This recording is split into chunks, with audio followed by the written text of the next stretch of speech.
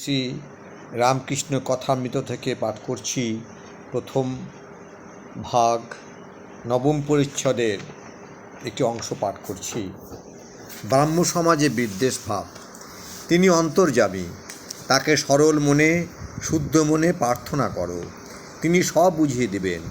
অহংকার ত্যাগ করে তার শরণাগত হও, সব পাবে। আপনাতে আপনি থেকো মন, যেও নাকো কারু ঘরে, যা চাবি তাই বসে পাবি, খোঁজ নিজ অন্তঃপুরে। পরমধন এই পরশমণি, যা চাবি তাই দিতে পারে, কত মণি পড়ে আছে চিন্তামণির নাচ দুয়ারে। যখন বাইরের লোকের সঙ্গে মিশবে তখন সকলকে ভালোবাসবে, মিশে যেন এক হয়ে যাবে, বিদ্বেষ ভাব আর রাখবে না। ও ব্যক্তি সাকার মানে নিরাকার মানে না, ও নিরাকার মানে সাকার মানে না, ও হিন্দু ও মুসলমান ও খ্রিস্টান এই বলে নাকশিটকে ঘৃণা করো না। তিনি যাকে যেমন বুঝিয়েছেন, সকলের ভিন্ন ভিন্ন প্রকৃতি জানবে, জেনে তাদের সঙ্গে মিশবে যত দূর পারো, আর ভালোবাসবে। তারপর নিজের ঘরে গিয়ে শান্তি আনন্দ ভোগ করবে।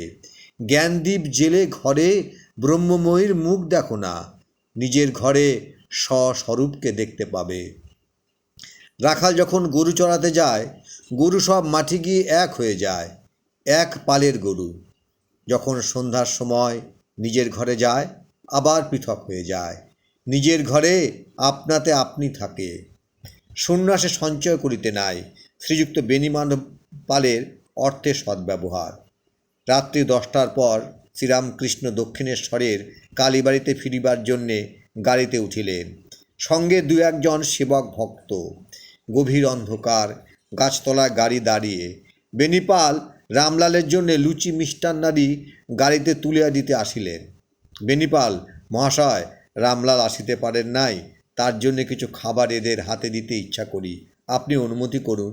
শ্রীরামকৃষ্ণ ব্যস্ত হইয়া, ও বাবু বেণীপাল, তুমি আমার সঙ্গে ওসব দিও না, ওতে আমার দোষ হয়।